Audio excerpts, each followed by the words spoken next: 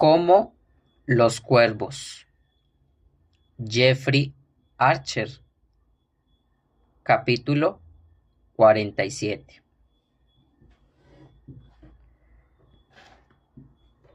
¿Quieres decir que Whittingham era mi padre?, preguntó Katy. ¿Pero cómo?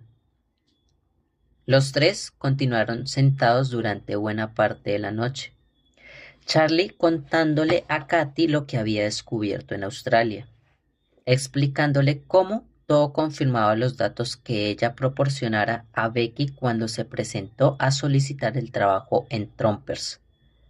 Harrison escuchaba con suma atención, asintiendo de vez en cuando y comprobando las notas que había tomado durante la larga conversación con su sobrino, al que también había despertado al amanecer el domingo. A diferencia de Bixhan, Trevor Robert no se molestó por la llamada. Katy escuchó todo lo que Charlie le informó, pero fue totalmente incapaz de recordar nada sobre Santa Hilda, Melbourne e incluso Australia. Señorita Benson, no le sonaba para nada. Me he esforzado muchísimo en recordar lo que sucedió antes de llegar a Inglaterra, pero no logro recordar nada, a pesar de que recuerdo el más mínimo detalle de lo que tuvo lugar después de haber desembarcado en Southampton. El doctor Mike no se muestra muy optimista, ¿verdad? No hay ningún principio fijo. Eso es todo lo que me repite. Charlie se levantó, atravesó la habitación, se volvió mostrando el cuadro de Katy con una expresión de esperanza, pero ella se limitó a negar con la cabeza mientras contemplaba el paisaje de bosques. Estoy de acuerdo en que debo haberlo pintado en algún momento, pero no tengo idea de dónde ni cuándo. Charlie y Katy estuvieron de regreso en el Eaton Square alrededor de las 4 de la mañana, habiendo acordado con Harrison que éste concertaría una entrevista cara a cara con la otra parte implicada tan pronto como ésta fuera posible. Katy estaba absolutamente extenuada, pero el reloj del tiempo de Charlie no le permitió irse a dormir, de modo que se encerró en el estudio para continuar su búsqueda mental del eslabón perdido, demasiado consciente de que la batalla legal que tenía por delante. Al día siguiente, Charlie acompañó a Katy a Cambridge y ambos pasaron una tensa tarde en la pequeña consulta del Dr. Mike en Addenbrooke. Por su parte, el médico parecía muchísimo más interesado en la carpeta de informes sobre Katy proporcionada por la señora Culver que en el hecho de que podría estar en cierto modo emparentada con la señora Trenchard y ser por tanto candidata a heredera del fideicomiso Hardcastle. La paseó lentamente por cada información que parecía en la carpeta: clases de artes, méritos, mala conducta, partidos de tenis, colegio de Queen Elizabeth, Universidad de Melbourne, pero siempre se encontró con la misma respuesta: honda meditación, seguida de un lento movimiento negativo de la cabeza. Intentó con asociaciones de palabras: Melbourne, señorita Benson, cricket, barco, hotel, para las cuales recibió las respuestas: Australia, Hedgers, Marcadot, Southampton, cansada.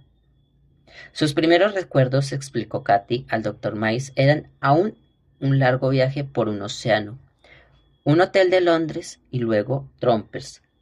Marcador. No lo sabía explicar. El nombre de Whittingham no significaba nada en absoluto para ella. Ni el Dr. Mike ni Charles se refirieron a Daniel en ningún momento de aquella tarde, mientras Katy trataba de ayudarlos a ensamblar los pequeños detalles de su pasado. A las 6 de la tarde, Katy ya estaba agotada. El Dr. Mike llevó a Charlie a un lado y le advirtió que en su opinión era muy improbable que Katy recordara alguna vez lo que ocurrió en su vida antes de llegar a Londres. Tal vez en cuando recordara hechos de poca trascendencia, pero nada de verdad importancia.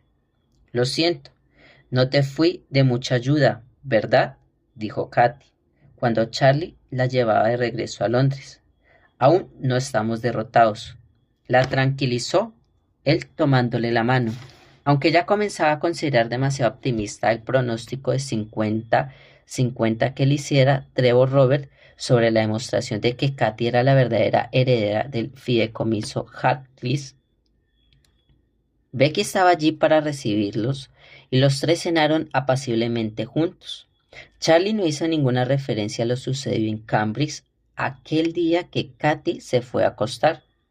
Cuando Becky se enteró de que las respuestas de Katy al examen del Dr. Miles, insistió en que en adelante había que dejarla en paz. Perdí a Daniel por culpa de esa mujer, dijo Becky a su marido, y no estoy dispuesta a perder también a Katy. Si vas a continuar luchando por Trumpers, debe hacerlo sin implicarla. Charlie se mostró conforme, aunque sintió deseos de gritar. ¿Cómo se supone que voy a defender Trumpers de que me lo quiere otro Trenham si no se me permite presionar a Katy hasta el límite? Junto antes de apagar la luz del dormitorio, sonó el teléfono. Era Trevor Robert que llamaba desde Sydney, pero no para informar de ningún progreso en la causa. Walter Slade se había negado a proporcionar ningún dato nuevo sobre Ethel Trenham, negándose también a firmar un documento en el que reconocía haberla conocido una vez más. Charlie se maldijo a sí mismo por la estúpida forma de llevar su entrevista con el anciano. ¿Y el banco?, preguntó sin demasiadas esperanzas. En el Banco Comercial de Australia dicen que no pueden permitir el acceso a los detalles de la cuenta personal de la señorita Benson, a no ser que demuestre que se ha cometido un delito. Lo que hizo a Katy la señora Trenham bien se podría calificar de maldad, pero me temo que no fue estrictamente un delito. No ha sido hoy un buen día para ninguno de los dos, admitió Charlie. No olvide que la otra parte no sabe eso. Es cierto, pero ¿cuántos saben realmente? Mi tío me contó en lapsus en Birksin al decir ella, de modo que imagino que saben tanto como nosotros. En la entrevista con ellos, suponga siempre que lo saben y no dejen de buscar al mismo tiempo el eslabón perdido. Después de cortar la comunicación, Charlie se quedó despierto un buen rato, pero no se movió hasta estar seguro de que Becky se había dormido. Entonces se deslizó de la cama, se puso la bata y fue silenciosamente a su estudio. Abrió una libreta y comenzó a anotar todos los hechos que había reunido durante los últimos días, con la esperanza de que esto pudiera poner en marcha algún recuerdo a la mañana siguiente. Becky lo encontró desplomado sobre el escritorio, profundamente dormido. No te merezco, Charlie, le susurró besándolo en la frente. Él se movió y abrió los ojos. Vamos a ganar, dijo el medio dormido e incluso se las arregló para sonreír, pero por la expresión de su cara se dio cuenta de que ella no le creía. Los tres desayunaron juntos una hora más tarde y conversaron de todo menos del careo que se había concretado para esta tarde en las oficinas del señor Harrison. Cuando Charlie se incorporaba para dejar la mesa, Katy dijo inesperadamente: «Me gustaría estar presente en la confrontación». «¿Lo crees prudente?», le preguntó Becky mirando luego nerviosamente a su marido. «No lo sé», repuso Katy, «pero lo que sí sé es que deseo estar allí cuando Charlie exponga mi caso, y no enteramente después de los resultados de segunda mano». «Buena chica», dijo Charlie. «La entrevista tendrá lugar a las 3 en la oficina de Harrison cuando tengamos la oportunidad de presentar nuestro caso. El abogado de Trenham se nos unirá a las 4. ¿Te parece a recoger a las 3:30? Pero si cambias de opinión antes, no me enfadaré lo más mínimo». Becky se volvió a ver la reacción de Katy ante esta sugerencia y tuvo una decepción. Cuando Charlie entró en su oficina a las 8:30 en punto, ya estaba esperándolo Daphne y Arthur Selwyn, tal como se les había dicho. «Café para 3 Y nada de interrupciones, por favor, dijo Charlie a Jessica, colocando frente a él sobre el escritorio el trabajo de la noche anterior. Así pues, ¿por dónde empezamos?, preguntó Daphne. Y durante la hora y media siguiente ensayaron preguntas, declaraciones y tácticas que podrían emplearse ante Trenham y Birkenstein, tratando de imaginar y adivinar cuál situación se pudiera presentarse. Cuando un poco antes de las 12 les enviaron un ligero almuerzo. Ya todos estaban agotados. Nadie habló durante un rato. Es importante que tengas presente que esta vez tratas con un Trenham diferente, dijo Arthur Selwyn, poniendo un terrón de azúcar en su café. Los dos son iguales de malos, por lo que a mí me respecta, dijo Charlie. Quizás Nigel sea tan astuto como su hermano, pero no creo ni por un momento que tenga la implacable resolución de su madre, ni la capacidad de Guy para pensar con los pies en la tierra. ¿Qué quiere entender Arthur?, preguntó Daphne. Cuando se reúnan esta tarde, Charlie tiene que procurar que Nigel Trenham hable todo lo posible, porque con los años he notado que durante las reuniones de consejo, Nigel siempre repite demasiado una frase y acaba derrotado él mismo su propia causa.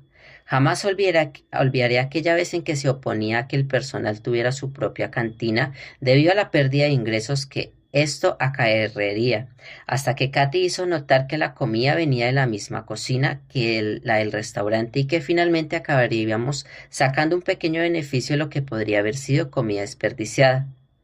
Charlie reflexionó sobre este comentario mientras comía su bocadillo. Me pregunto qué puntos flacos míos le estarán señalando sus asesores. Tu mal genio, dijo Daphne. Siempre has tenido mucho genio, no les des ocasión de que los aprovechen. A la una, Daphne y Arthur se fueron para dejar en paz a Charlie. Él les dijo las gracias, se quitó la chaqueta, se echó en el sofá y durmió profundamente durante 1 hora. A las 2, Jessica lo despertó y le sonrió sintiéndose como nuevo. Otro legado de la guerra. Volvió a su escritorio y repasó una vez más sus notas antes de salir de su oficina.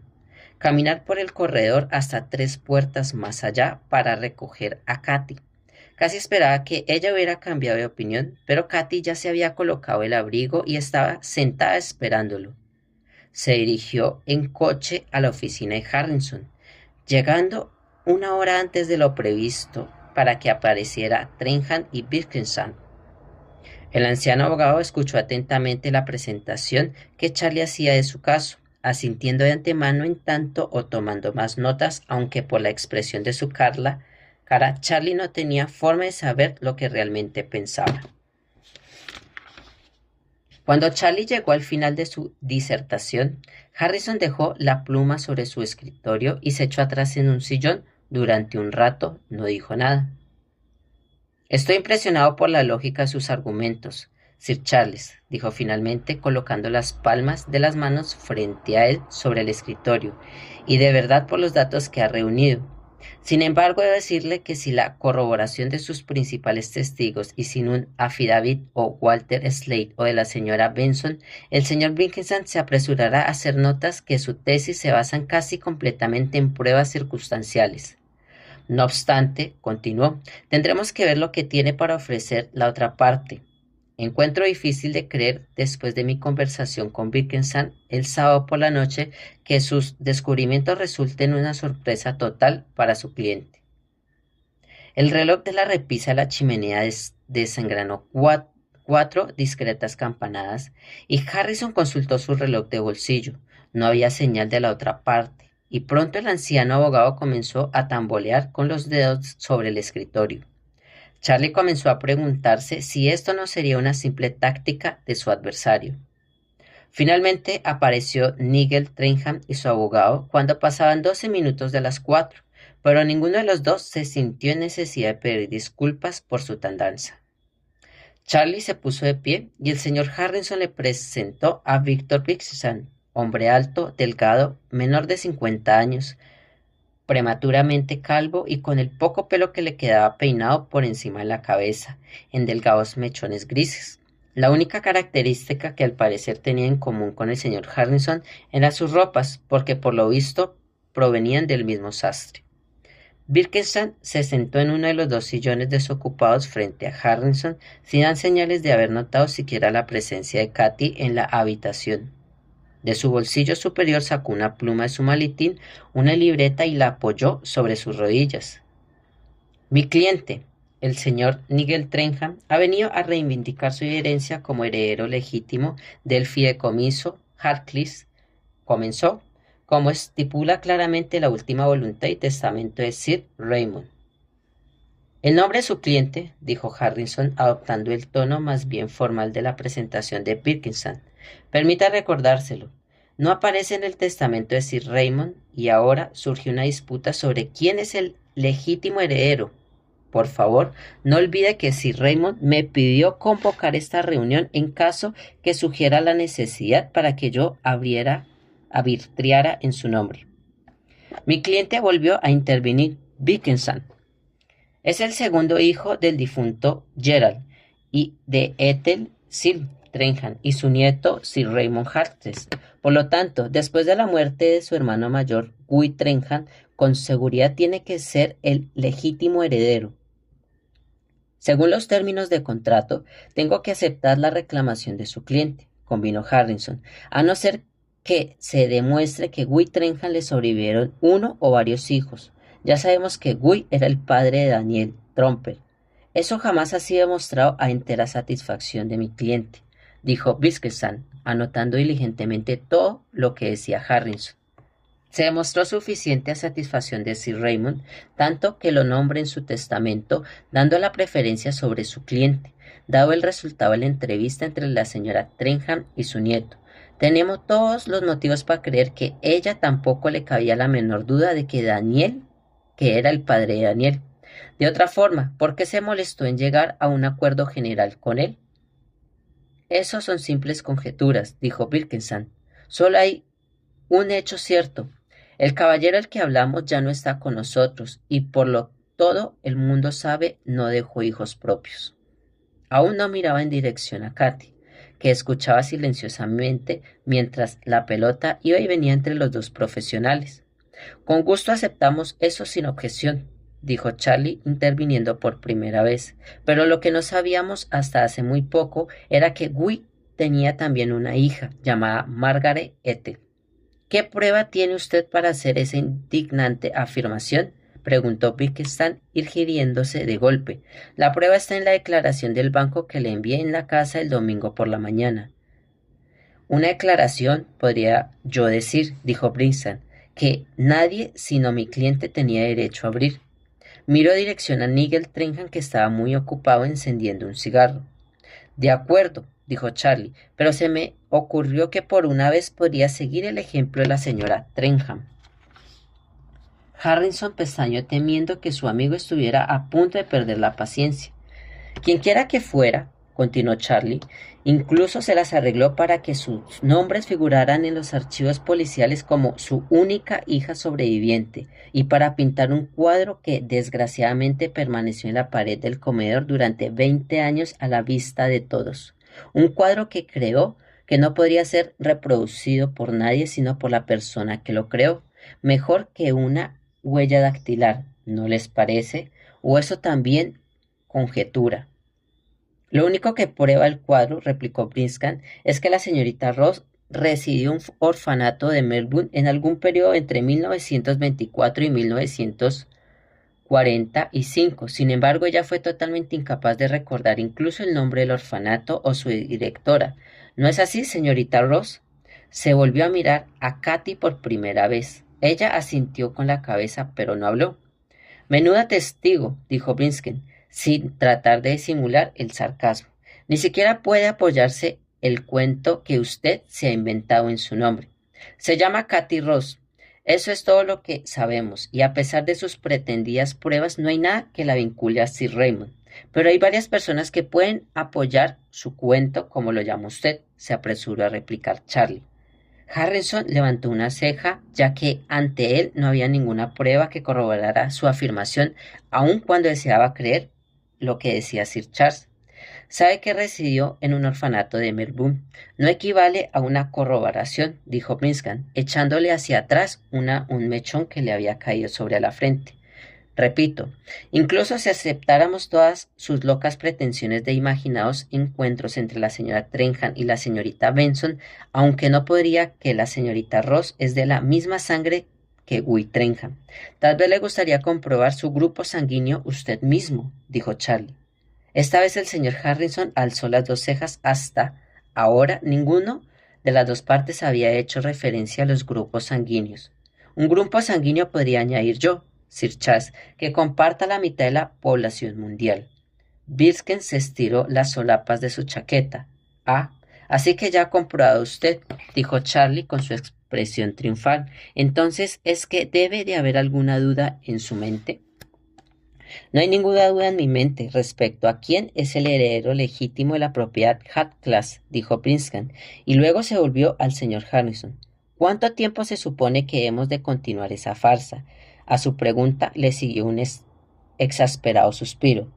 Todo el tiempo que le lleve a alguien convencerme de que es el heredero legítimo de la propiedad de Sir Raymond, dijo Harrison con voz fría y autoritaria.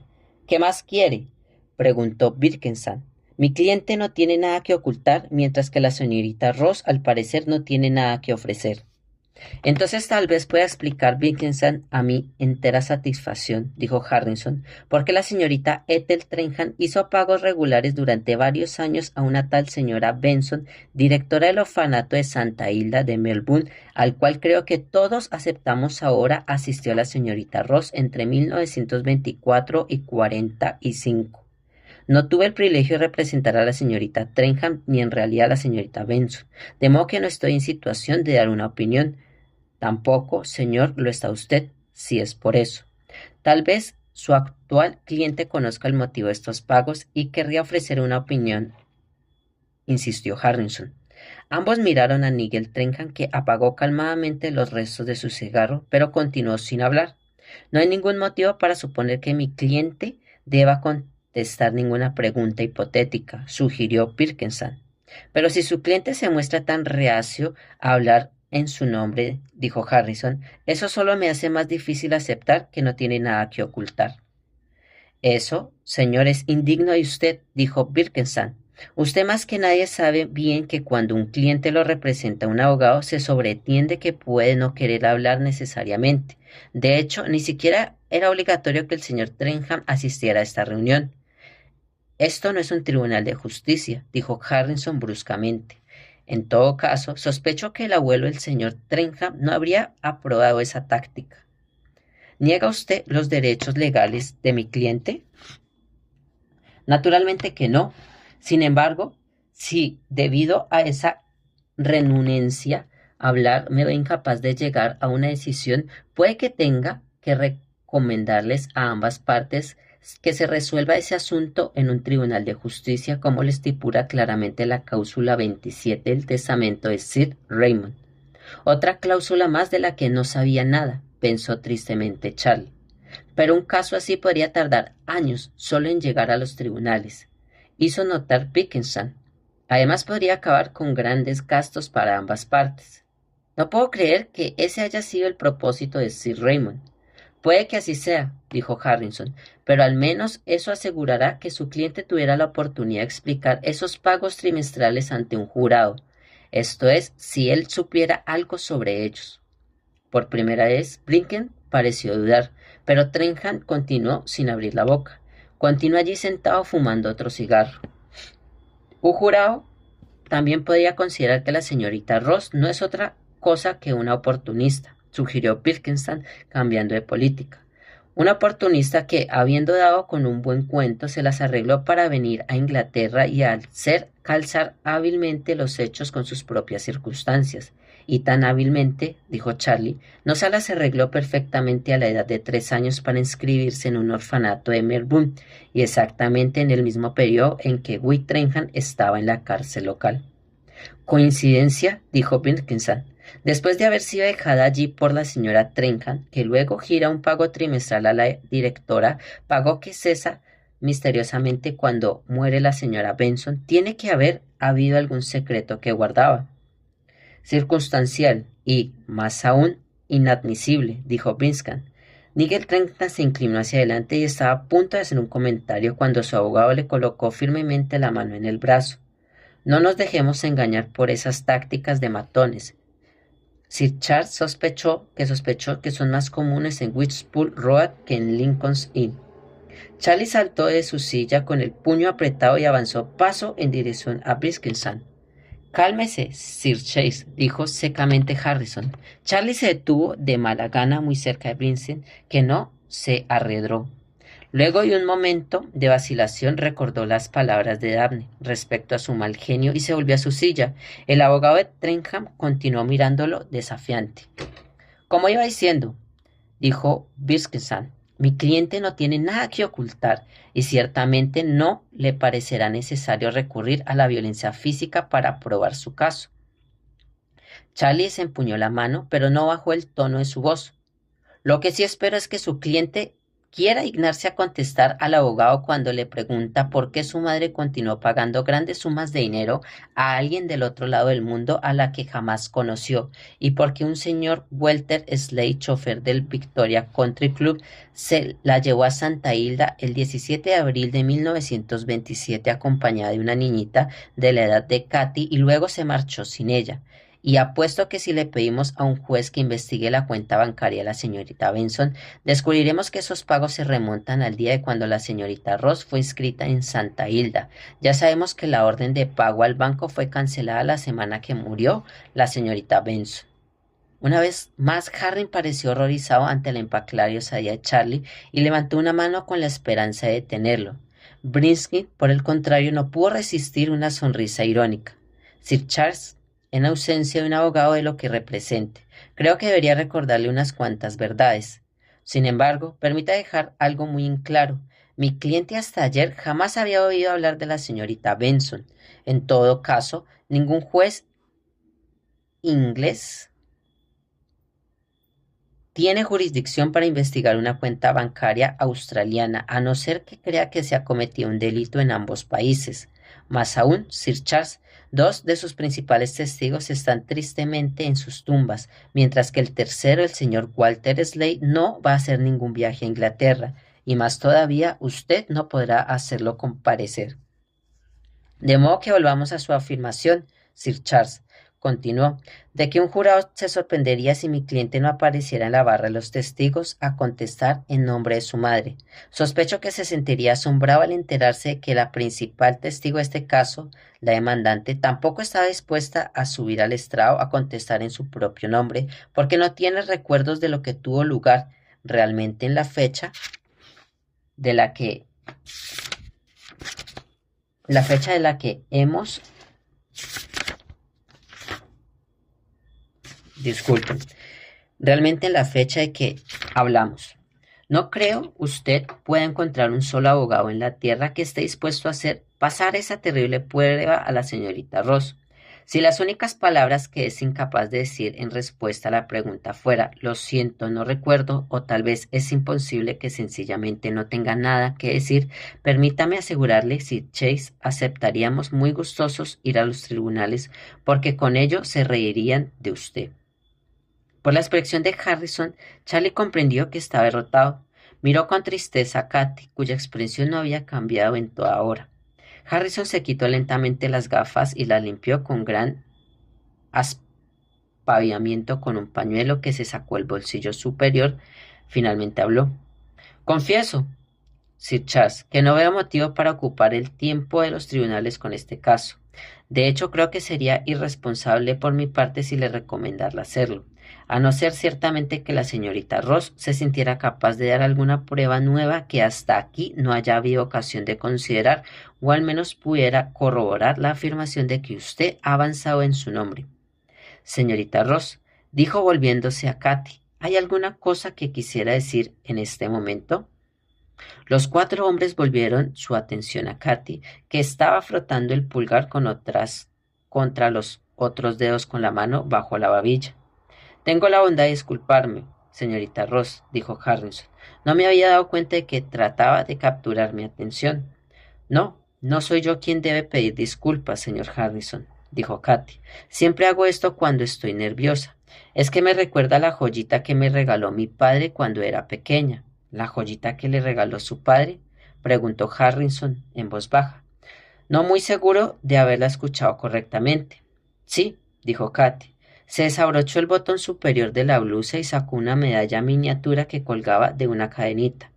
¿Tu padre te regaló eso? Preguntó Charlie. Sí, dijo Katy. Es el único recuerdo tangible que tengo de él. ¿Puedo ver el collar, por favor? Preguntó Harrison. Por supuesto, dijo Katy, quitándose la cadena por encima de la cabeza y entregándole la medalla a Charlie, quien examinó la miniatura en un momento y luego se la pasó al señor Harrison. Aunque no soy experto en medallas, creo que esta es una MC en miniatura, dijo Charlie. ¿No le dieron a la MC a Guy Trenham? Preguntó Harrison. Sí, dijo Biskingham, y también fue a Harron, pero el simple hecho de usar una vieja corbata del colegio no prueba que mi cliente sea su hermano. De hecho, no prueba nada y no se puede presentar como prueba. Después de todo, debe haber cientos de MC por allí. En realidad, la señorita Ross podría haber comprado esa medalla en cualquier tienda de baratijas de Londres, una vez que había planeado hacer calzar los hechos relativos a Guy Trenham con sus antecedentes. No esperaba realmente que nos dejemos engañar por ese viejo truco, Sir Charles. Le puedo asegurar a usted, señor Dickinson, que esta medalla en particular me la dio mi padre, dijo Katy, mirando directamente al abogado. Puede que él no haya tenido derecho a llevarla, pero jamás olvidaré cuando me la colocó la cadenilla alrededor de mi cuello. Eso no puede ser ninguna manera. La MC de mi hermano, dijo Nigel Trenham hablando por primera vez. Más aún puedo demostrarlo. ¿Lo puede mostrar? Preguntó Harrison. ¿Está seguro? Comenzó a decir Beckans. Pero esta vez fui Trenham quien colocó la mano firmemente en el brazo del abogado. Le probaré a su satisfacción, señor Harrison, continuó Trenham, que la medalla que tiene delante de usted no pudo haber sido la MC que ganó mi hermano. ¿Y cómo se propone a probar eso? Preguntó Harrison. Porque la medalla de Guy era única, después que le otorgaron la MC. Mi madre envió el original a Speaking e hizo que grabaran los iniciales de Guy en el borde del cuello de la medalla. Esas iniciales solo se pueden ver con una lupa. Lo sé porque la medalla que él recibió aún está en la repisa de la chimenea de mi casa de Chester Square. Si alguna vez existió una miniatura, mi madre había hecho grabar sus iniciales, exactas de la misma forma. Nadie habló mientras Harrison abría un cajón de su escritorio, sacaba una lupa con un mango de marfil que normalmente usaba para descifrar escrituras ilegibles, acercó la medalla a la luz y examinó los bordes de los pequeños brazos de plata con toda atención. Tiene usted toda razón, admitió Harrison mirando a Trenham. Su caso está aprobado. Le pasó la medalla y la lupa al señor Brinken, quien a su vez lo examinó durante un rato y luego devolvió a Katy con un ligero inclinación su cabeza. Se volvió hacia su cliente y le preguntó, ¿las iniciales de su hermano eran GFT? Sí, exactamente, Guy Francis Trenham. Pues entonces ojalá hubiera mantenido la boca cerrada.